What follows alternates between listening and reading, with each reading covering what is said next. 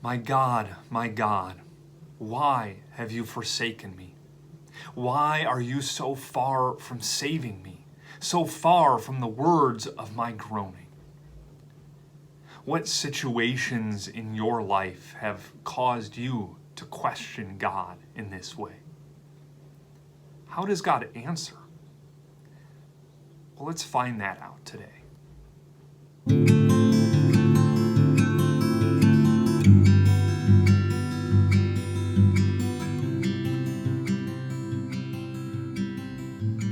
Hey there, St. Paul family, and whoever else happens to be watching. This is the day that the Lord has made. Let us rejoice and be glad in it. We are in the middle of Holy Week when this video is making its debut on Maundy Thursday, and of course heading into Good Friday. And so instead of choosing the psalm that goes with Easter Sunday, I decided that for this video we're going to take a look at the psalm that is most commonly associated with Good Friday, and that is Psalm 22. And even if you don't normally read the psalm and just jump into the rest of the video, I really encourage you to pause this video, open up your Bible or your Bible apps, and read Psalm 22 for yourself.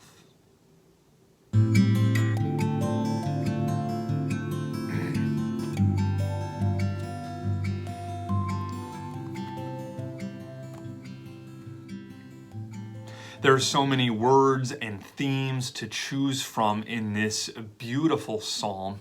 After all, outside of Isaiah 53, in the Old Testament, this psalm most clearly and poetically predicts and describes the suffering and crucifixion of Jesus. But as I read through it this past week, one word stuck out to me that will be our word of the day to focus on.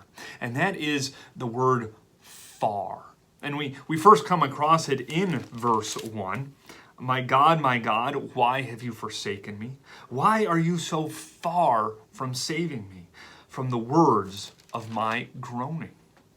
Here, David expresses a feeling of abandonment and forsakenness from God, as if God is too far away to be able to hear him. The distance is too great for God to be able to help him. And he picks up this theme later on in Psalm 22. This is verse 11. Be not far from me, for trouble is near, and there is none to help. This idea, God is far, trouble is right here in front of me. Verse 19, but you, O Lord, do not be far off. O you, my help, come quickly to my aid. Again, I asked the question that I asked at the very beginning of the video. What situation in your life, what suffering have you endured that have given you the similar feelings to David in Psalm 22? When have you felt that God is far off, that he has abandoned you? We know, of course, that Jesus felt that way. During his suffering and crucifixion, he very famously quoted these words from Psalm 22 as he hung from the cross and cried out with a loud voice in Aramaic, Eloi, Eloi, lama sabachthani, which means, my God, why have you forsaken me?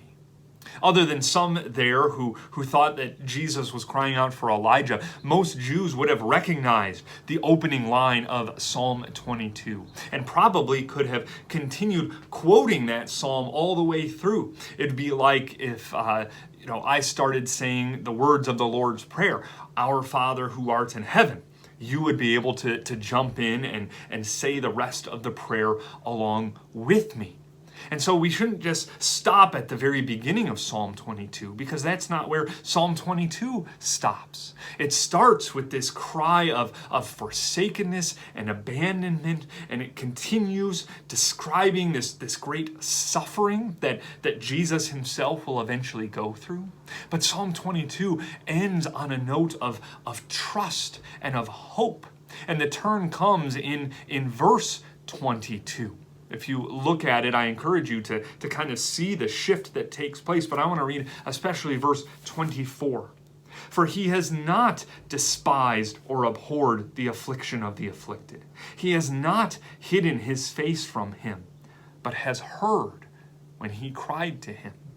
What this is saying is that when we feel as if God is far off, as if he has abandoned us, it's not true. God hears our cries. He is near to those who are afflicted and who are suffering. And how can we know that for sure? Well, because Jesus was forsaken and abandoned by God the Father for us and for our sake, and because of our sin. Because Jesus was forsaken, you never will be. He promises, I am with you always. Because Jesus was exiled for your sin, you have been brought near to God. That's what Paul says in Ephesians 2. But you who once were far off have been brought near. How? Through the blood of Christ. You are near. Very near and dear to God, especially in your suffering, because he knows what it is like to suffer. And he promises that he will never leave you or forsake you. And your suffering will not endure forever. But in the midst of it, you too can cry out to God, know that he will hear you, but also place your trust and your hope in him. For both the prayer and the song of the day, I encourage you to click the link that I have included below this video, which will take you to a version of Psalm 22 sung by the group Poor Bishop Hooper. And it's a beautiful rendition of this psalm, and I pray that it will give you a wonderful time of meditation upon these words, that you would make them your own. And if you don't want to do that, I just encourage you to read through the words of Psalm 22 once again and offer them as a prayer to God this day. Until next time, God's grace and peace be with you all.